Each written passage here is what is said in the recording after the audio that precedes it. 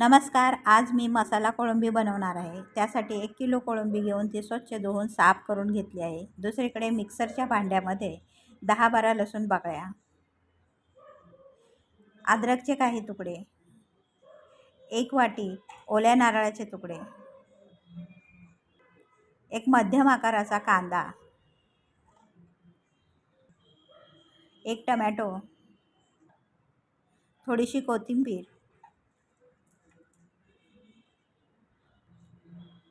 2 हिरव्या मिरच्या, यामध्ये पाव कप पाणी घालून याचे झाकण बंद करून घेऊया आणि याची बारीक पेस्ट तयार करून घेऊ. यानुसार पेस्ट तयार करून ती साईडला ठेवू. दुसरीकडे एका बाउलमध्ये कोळंबी घालून त्यामध्ये अर्धा लिंबू पिळूया. पाव चमचा हळद घालूया.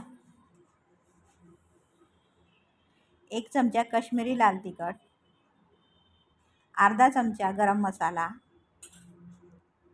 अर्धा चमचा लाल तिखट साधं तिखट, चवीनुसार मीठ, तयार केलेले वाटण,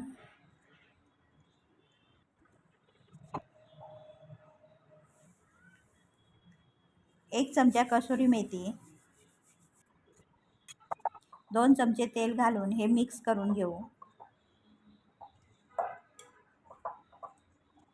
यानुसार मिक्स करून गॅसवर तवा तापत ठेवून त्यामध्ये पाववाटी तेल घालूया. तेल तापले की कोळंबी घालून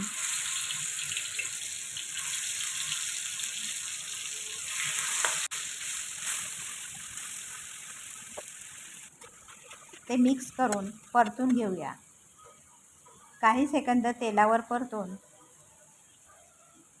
यावर झाकण ठेवून 5 मिनिटांनंतर झाकण काढून ते मिक्स करून थोडेसे कोरडे करून